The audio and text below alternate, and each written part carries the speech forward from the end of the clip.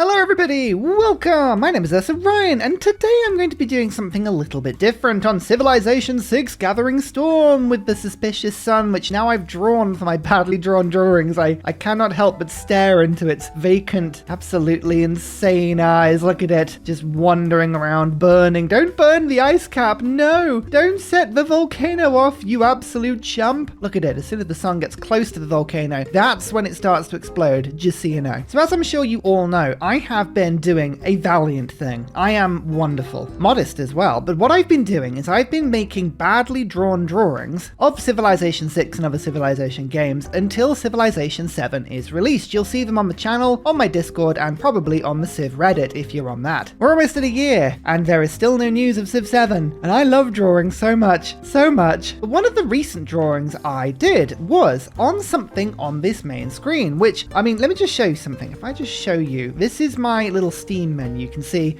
we've been in the game 15 minutes at the moment. Something that is slightly frightening when I click on the game overview. We're on 6,312 hours, and in the last 2 weeks I've played this game for 73 hours. If you ever wondered, ladies and gentlemen, what full-time Civ 6 looks like, it looks a little bit like this. But in the 6,312 hours that I have been playing this game, one thing I don't actually think ever done is play a game where you go single player and then press the play now button. Now, obviously, normally what we do is we create a game, and when we go through to the regular game options where we can make a game using any of the settings we want, any of the leaders we want, you can see this is just the base game we're playing at the moment with all of the DLC, but no mods. You normally click on advanced setup and then create something that you want. Normally it involves me going deity and then going from here, but no, today I'm going to be doing something I don't think I've ever done and then followed through with. I'm going to be pressing the play now button. Play on a small continents map with random leaders. Now, I made a drawing about this, and the consensus was that most people have never done this. For good reasons. You don't get to customize it, it may not be the game you want. But ladies and gentlemen, I like a challenge, and this isn't a challenge, but this is something a little bit different. So I'm going to click play now, and together we are going to play a game using what is basically the default settings that have been designed for somebody coming new into the game. Maybe you're not a 4X player, maybe Civ 6 isn't really something you've played before, maybe you don't really know how to set up a game. There is a good reason for this button. We haven't done it in a while because I've been playing deity for a while, and let me tell you, Prince difficulty is a little bit of a different beast. On Prince difficulty, I believe the AI barely gets a boost. It's pretty much an even playing field. I think actually difficulty 3, Warlord, might be the true neutral. But as you can see, it's chucked us immediately in with Ottomans. Now, I don't know what it is about random choices on this. You will probably know that last year around Christmas, I had the honor of going down to Bristol, and I went to play Civ 6 with the Yogscast. Specifically, I went to go and play with Spiffing Brit and Hazor and Potato. Who else was there? Grin Cleaper. It was really fun. I massively enjoyed the whole experience. It was really cool. But we all did a random game on that stream as well, and I also got Kaname Ottomans. I don't know what it is about this civilization, but this is Prince difficulty. This is a small continents map on standard speed. We will obviously win this game, so we need to do this in a way that's going to be a little bit more interesting. What I'm going to try and do is win this game as fast as possible. I'm also going to throw this open for a week from the date that this video goes up, which I believe, don't quote me on this, I believe that will be about 8 p.m. UK time on the 3rd of May, roughly, which means you have until the 10th of May at 8 p.m. UK time. If anybody can do this by just pressing the play now button and winning on a faster turn, then you can say you've beaten me. Come and drop the result in Discord and I will thank you personally and congratulate you and whatever, but let's just play the game now. And what a start. Okay, we have a wonder start, but it is also in the tundra. So, you know, you win some, you lose some. What I'll also do is, as usual, drop this exact save file in the Discord, as well as the mod list for all of the user interface mods that I use. If you want either of those, come along and get them. You can play along with me. It's great fun. So let's think about this. If we're going to win this game as quickly as possible, we need to pick a victory condition. It is a 6-player continents game. That means there's likely to be 3 people on my continent and 3 people on a second continent somewhere else. It is of course Prince difficulty on standard speed with no game modes in use. Let's have a look at the different victory types. First of all, score. Let me tell you, score happens at turn 500. If we're going to win this game quickly, this is not the one for us. Science victory. Now, the fastest I've ever seen somebody win a science victory victory, and that was with a very ridiculous setup and some amazing stuff. It was about turn 150. It's quite a long thing. I don't think I could legitimately pull off a science victory reliably before turn 200. I'm just not that sort of player. And we had that ridiculous game recently with Egypt, and I think that was turn 202, 203, something like that. That was with a lot of buffs. So I don't think science really is something either. Diplomacy. Now, diplomacy is in the same bracket. You get more diplomatic points as you go through the game, and it can be quite unreliable. If we get lots of aid requests, if Sweden's in the game, there can be more opportunities to get diplomatic points, but ultimately a lot of them are skewed to the modern era and beyond. I don't think this is the one for us either. I think we're going to be picking between 3 victory conditions. Culture, which is a little bit of a race against time. Culture is all about getting tourists as fast as you can and outweighing the number of domestic culture that the AI produces in defense. If you're going to win a culture victory, you need your tourism number to go as high as possible. You need trade routes, you need open borders. If you want to do it fast, you need something game breaking. Normally something like reliquaries, a religion that gives you triple relic tourism, which is quite difficult to pull off reliably, but this could be the one. If the AI on Prince difficulty refuses to make culture, which sometimes it does, this could be something we do. Equally, it also ties into domination. Now, domination is the fastest way of clearing the map. You get a tech advantage, you get a strong army, you can of course wipe the map very quickly. A strong military is highly recommended, you don't say. I love some of the advice. It's like, of course it is. But the reason domination victory kind of ties in well with culture is we can do something called creating culture puppets. Now, the idea of this is that you keep an AI alive in the game so that you can generate and drain tourists from them, but you reduce the size of their empire into such an insignificant amount, they almost become a little puppet of yours, and they can't generate enough culture to give any defensive pressure against you. You also steal their capital, which means if you are going for domination, you can always do that first if culture takes a little bit of time. The other thing we could, of course, do is religion. Now, religion can be a little bit fiddly. It requires getting apostles. Sometimes Yerevan is in the game, where you can basically generate every single one of your apostles as a debater or a religion remover or whatever it might be. A lot of the time, that's just not possible, but it can still work, especially on Prince difficulty when the AI generally doesn't get religions up and running. Plus, if we get a crusade religion, it ties into domination and it ties into culture. So I think what we're going to be doing is that we are going to try and get ourselves a situation where we use a religion and crusade to do a lot of domination and then try and go for a culture victory if that doesn't work. We also have a lot of Ottoman abilities that help with that. A amazing raider unit, Janissary, which is possibly one of the strongest combat units in the game. It's really strong and it's incredibly cheap and it promotes really quickly. And then great Turkish bombard with the unique governor. It means we can have siege weapons that do plus 15 damage against city walls, plus 25 with crusade, plus 30 with a great general. You see how this goes. We can become a juggernaut very quickly. Now, given the fact that we have actually spawned next to a natural wonder, I will go for Holy Site. I am not going to move towards it because of the lack of fresh water. I am going to stick by this lake. I might settle another city up to the top to get the era score from being near it. You can see there is a river here. This is a very low production start. This is a very high tundra. It's not the best for a capital, but hey, we're on Prince difficulty. I can't really complain, right? And there will be some decent tiles in this direction. Speaking of decent tiles, looking at the appeal here, maybe a preserve around this area might be something that just really utilizes all of these spots nicely. I could put a preserve down on this tile, which would then hit this one, and then stick a holy site next to the volcano, which is dangerous, but it might work. That would mean me settling on top of the stone, which I believe basically removes the stone and makes it useless. I don't think that arrangement is really worth it, to be honest. I think I might settle in place. At least then I can get the masonry boost, which is not that bad if you're going the battering rams. Go for a scout and we can chuck a settler out. I'm on the top of the map. I'm assuming everybody else is below me, but we will see as quickly as possible. And I'm going to send my warrior basically to follow this river. Looks like there's a tribal village there. I want to know where I can settle. I tell you what, this is a very, very low production start. This is crazy. Mysticism boost. That is useless considering the fact that we're probably going to get a religion and Pantheon pretty quickly. Now, one thing I also need to consider is for the extra culture, do I want to actually go reliquaries? Because if I build myself Mont Saint Michel, I can create a basically infinite source of relics. That will generate a lot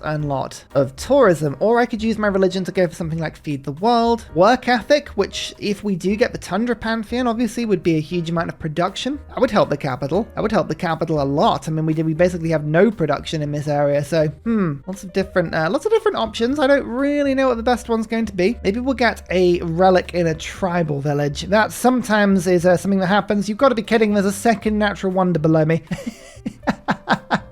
Is that Patiti? I think it is, you know. Well, let's guess. Where do we think my second city is going to be going, eh?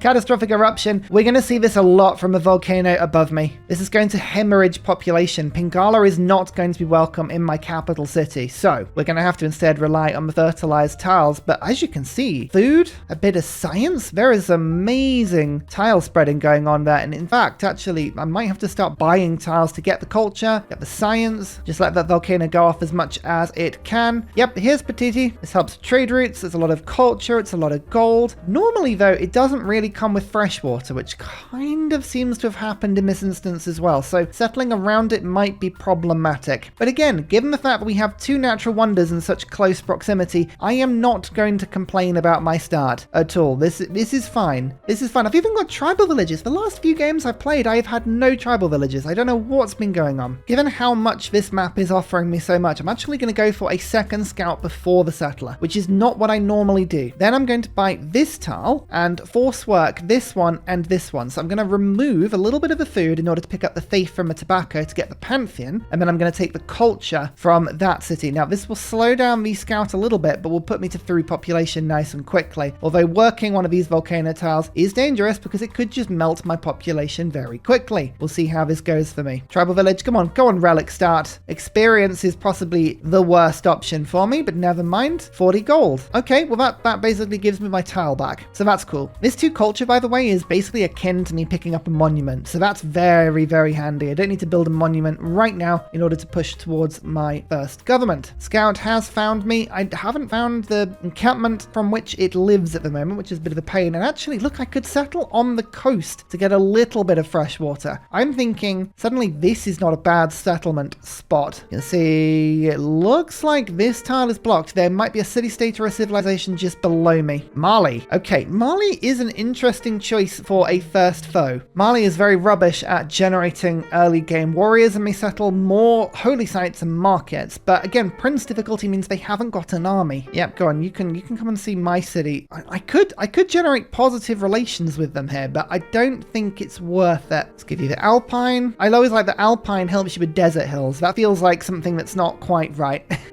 But if we find where Mali is, maybe we can rush them early game and take them out really quickly. Although again, it's mainly the capital I want to take. If I'm going to culture puppet them, I have to keep them alive. So something to keep an eye on. Discipline and God King to get that Pantheon nice and quickly. Someone green down here. Does that look like Persia to you? This looks like Persia to me. Nazca, Mount Kilimanjaro. My lord, how many wonders around here? What is going on? What a crazy map. Anyway, Nazca's very, very useful. We're first meet on them, but that means we can settle in this whole area with Nazca lands and make my holy sites even better for faith. I'm thinking Grandmaster's Chapel is going to be really handy here. Pick up craftsmanship nice and quickly. We'll finish this scout and then I'll look to get the holy site down when I can. Tribal village, new pop. Hey, that's handy. Okay, right, so we'll work this tile in a couple of turns and that will give me a little bit of extra science. So astrology is looking good. Let's now go animal husbandry. We can get a horseman rush. That would help me to take out Mali very quickly. No, Congo. I always get these colors mixed up. All right, Congo. Again, quite strong leader. She's on some sort of little peninsula over here. That's cool. Already got a builder out, already working a lot of stuff. Okay, I'm debating. I am debating as to whether or not going for the Dom strat and just taking both of them out really quickly is what I want to do, or whether we play nice. I don't know. Sometimes playing nice can be the thing. Can my scout actually kill this barb camp? Yes, it can. Military tradition, a little bit of era score. Perfect. So Sacred Path for Congo. Is that the Rainforest Pantheon? I can never remember the names of them. It could be. It could be another barb camp down here. Okay. I'm going to pull this scout back in order to heal it quickly. This scout is going to head over to the left, but I might as well just grind some experience quickly. I don't know what my Pantheon's going to be just yet. So the holy site, I'm just going to wait a turn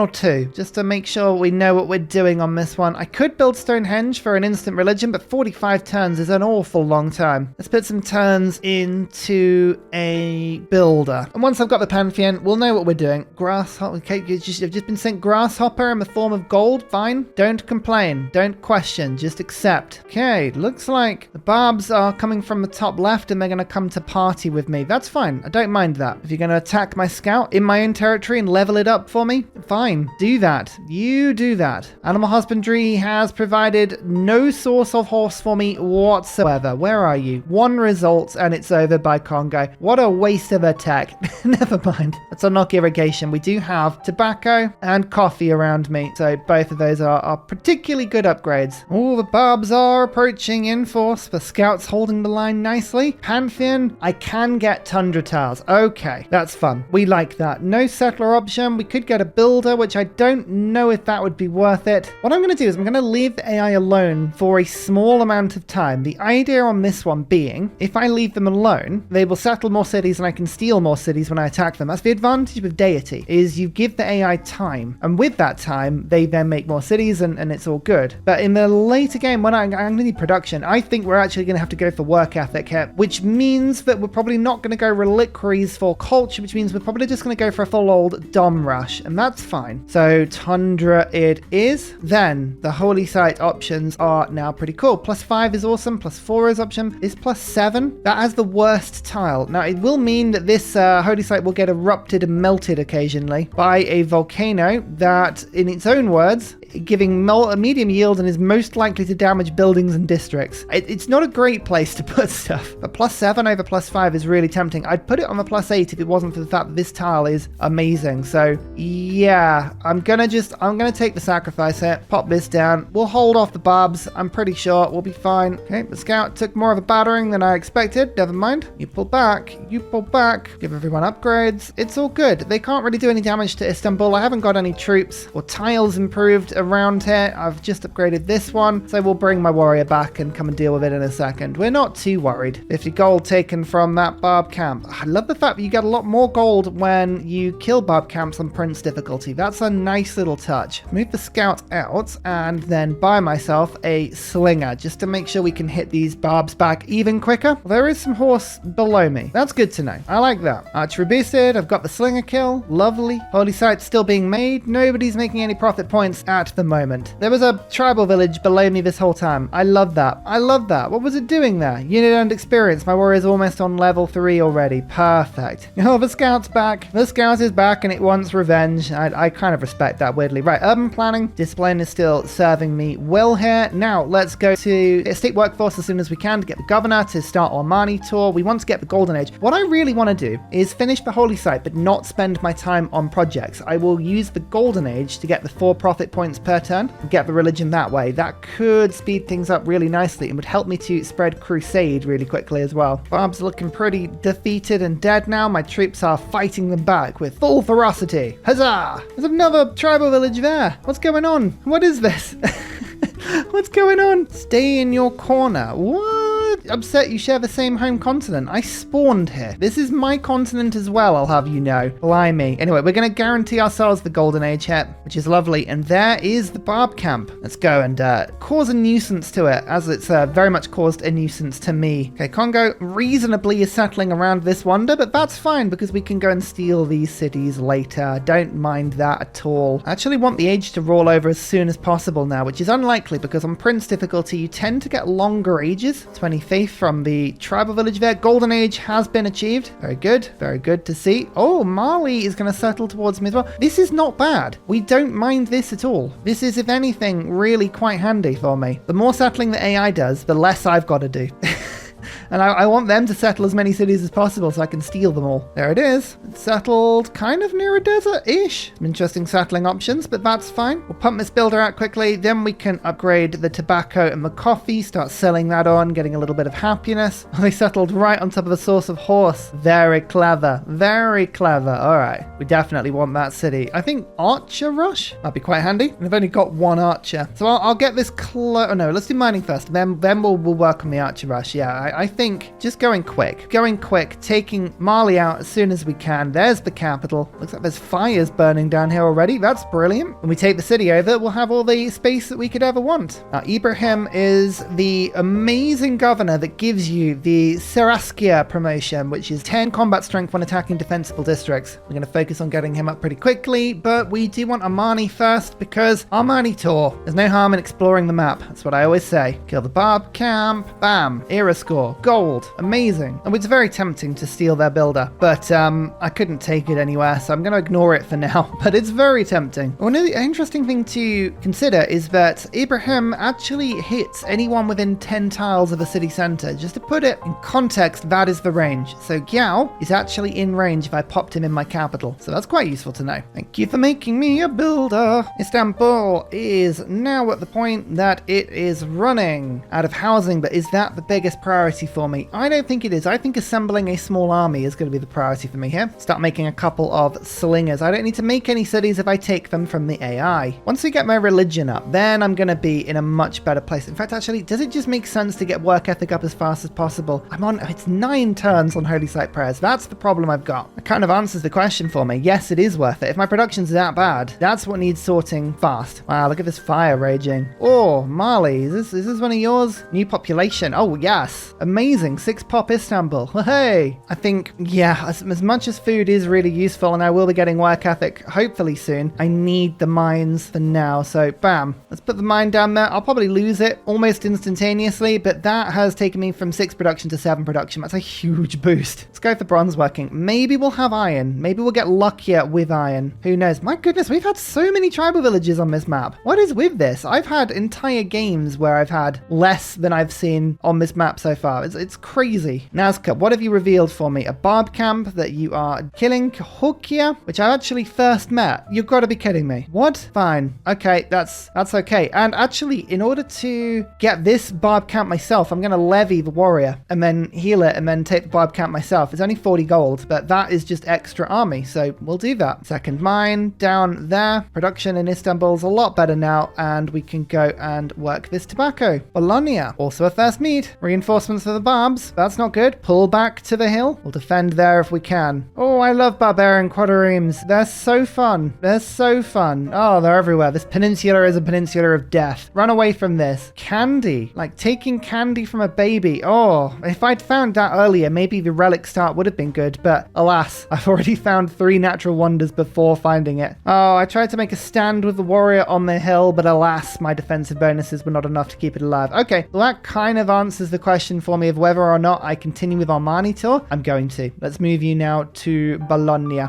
farm the era score as best we can. Now, here's the question. Is it worth getting Pingala for the science in Istanbul, or do I go now straight into Ibrahim? I can build a government plaza in this city for very little effort, so I can pick up more governors, but it's just whether it's worth it. There would be 3 governors worth of effort needed. I think we're not going to. I think I'm going to go straight to Ibrahim. I can drop him in city-states, actually, which is quite useful. That's good to know. That's really good to know. But Istanbul for now works well because he will give 20% production towards military units when I'm ready to spam that sort of stuff out. So I'm about to get a project. Bam. Look at that. Yes. A religion. As quickly as possible, please. And tobacco. Makes us temporarily happy, but we could sell it for 180 gold, which I think I'm going to do, because that means I could get a settler out and in theory go after, say, a source of horse. Yeah, let's do that. Let's get the gold up via the settler and then move it down. I'm going to settle on the source of horse and move Ibrahim there, which will keep the city loyal, hopefully. Bronze working. Go on. Give me a ton of iron. Give me a ton of iron. Where is the iron? 0 results. Okay, this is not a strategically rich start, but that's good. It means the AI won't have them either. Sometimes that's what people forget, you know? If you don't get iron, then the AI also doesn't get iron, and that can be equally as useful. I'm going to move my warriors and units down now as I wait for my religion to just finish itself quickly. I could use this era rolling over as fast as possible, I won't lie. Right, well, we can't use horses, we can't use swordsmen, so we're going to have to go down the bottom route and go for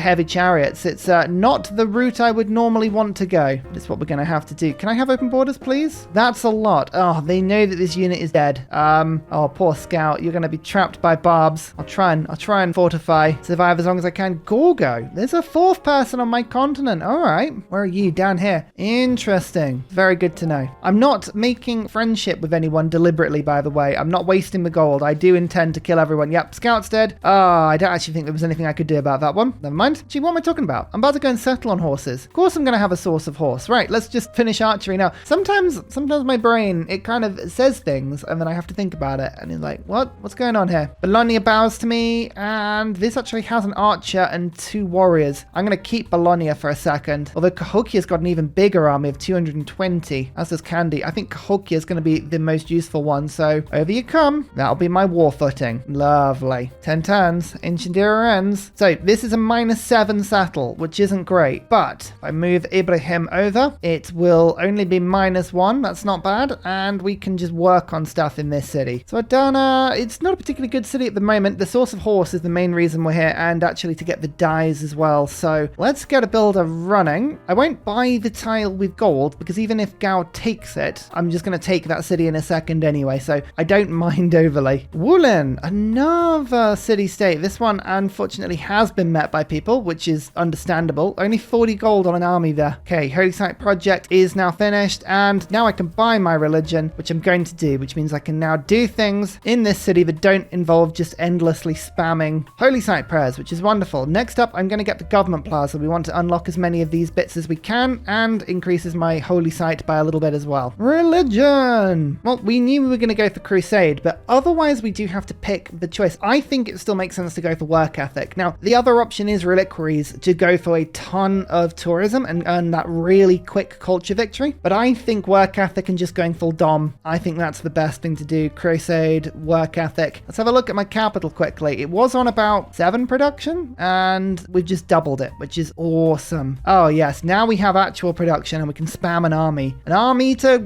just rinse the world. Hong Kong, my lord, there are a lot of city-states around here. What's going on? 220 gold in that city. Okay, good to know, good to know. Hokia bows to me, and it's lots of warriors which are being killed by barbs. I don't mind that because this will reduce the cost of the levy, and I can bring an archer and a warrior over. That's really handy. Yes, deliberately lose your units. That's what you're doing. It's doing it for me, I promise. Got 5 turns on the ancient era. What I could be doing, training a spearman, an archer, just for the great envoy bonuses that we get. Hong Kong wants religious conversion, train a galley. I can't do either of those. General's unlikely, but I can get that spearman bonus really easily. And then once we levy Cahokia, which we'll be able to do next turn, I'll be able to get the extra envoys there. We want to really just make sure that we have as many envoys as we can, so we can suzerain all of these city-states, so that when this continent is wiped clean and no one else lives on it, we have full control over the city-states here. That's the idea. Now, Saraskia grants all units within 10 tiles of the city center, plus 10 combat strength when attacking defensible districts. Oh, it works on encampments, but more importantly, it works on city centers. Means my warrior will now attack with 30 strength, 40 with Crusade, which is what I'm waiting to do right now. Saying that though, I may not even get to that point because the barbs are appearing and they are looking absolutely disgustingly mean. We need to kill these quickly. We've got Battlecry Warrior. I think we'll survive this attack, but barbs might ruin this plan for me. I do have to be a little bit careful. There is the levy on Cahokia. I am not worried about era score here. It's all about speed and momentum. The reason I'm also not prioritizing science is because we're playing on Prince. To put it simply, the AI will have less science than normally on Deity, so I don't need to rush it. Seems a bit counterintuitive. If the game is easier, surely going for more science would lead to a quicker victory, but no, it means I can prioritize other stuff. There's iron down here actually. Oh, that's good to know. Really good to know. And a holy site. This is actually quite useful. Mali is generating their own holy sites for me. That means when I take them over, I can use them and get even more faith. Political philosophy, we are going to go full war, which means going oligarchy for the +4 combat strength on all of my warriors and spearmen, and then also getting the extra unit experience. Agogi, conscription, urban planning, and we'll go diplomatic league. No, charismatic leader to get the envoys first. No, diplomatic league because there's still some of 0 that we can work soon. Wulin and Hong Kong. Yeah,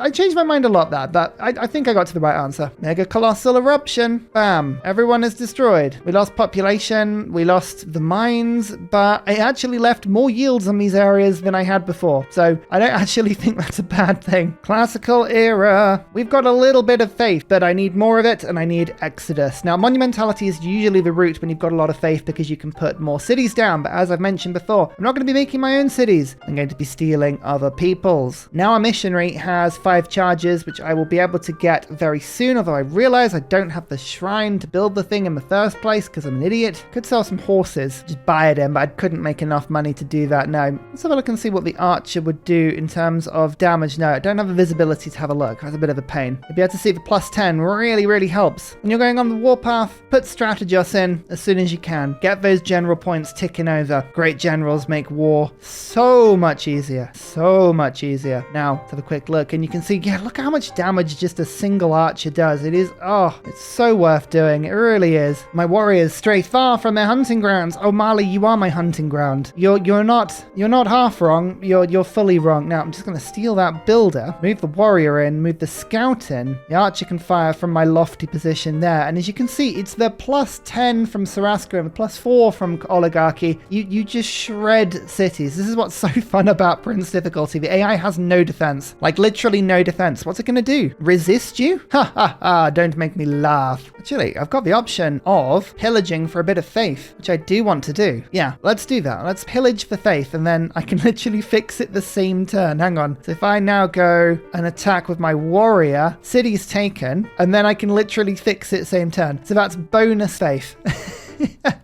I love it. Let's go literally scout out what's going on here. Okay, Mali has an archer. That's a little bit problematic. Like, not that problematic, just a little bit problematic. The AI is not going to like me doing this. It's like, hey, you picked an easy game. Why are you not being really chill? And it's like, don't worry about it. So hopefully what we can do is just lure their units out, give them a good hit from a distance. I've actually got a second archer now. My shrine is also complete. So, missionary number 1. This thing has 6 movement. It should be able to get down and spread crusade pretty quickly. And it's like taking candy from a Mali. Oh, that's a big army. Oh, okay. Okay, good to know. Good to know. So one of the really fun things about Ottomans is that I actually don't lose population when I steal a city. So I've got all 4 population here, and I'm using that to put a huge amount of population pressure on the area. Ottomans are so good when it comes to domination. They are one of the best. Oh, a significant blizzard. That hasn't done anything just yet. I have a feeling that's going to melt my cities in a second. Capital, can you do Warlord's Throne for me? No reason. Okay, the storm is moving about. It's wiggling around. Left tile fertility, but it hasn't damaged me. That's cool. Missionary says, hey, have my religion. Then I'll go and spread it to this one in a second. Horseback riding. Guess what I'm going to be building? Yes, that's right. Horsemen. Large amounts of horsemen. Bam. Chopped out another spearman. Another horseman here. Don't feel afraid to chop out the enemy for all of its resources. It's totally fine. Spearman 39 strike on that city. Oh, you love to see it. So we're doing 40 damage to my archer. It's before crusade though, remember that. There's a sattler there. Oh, wonder if we can actually take that sattler. That would be handy. Mali really is gathering quite the resistance now, which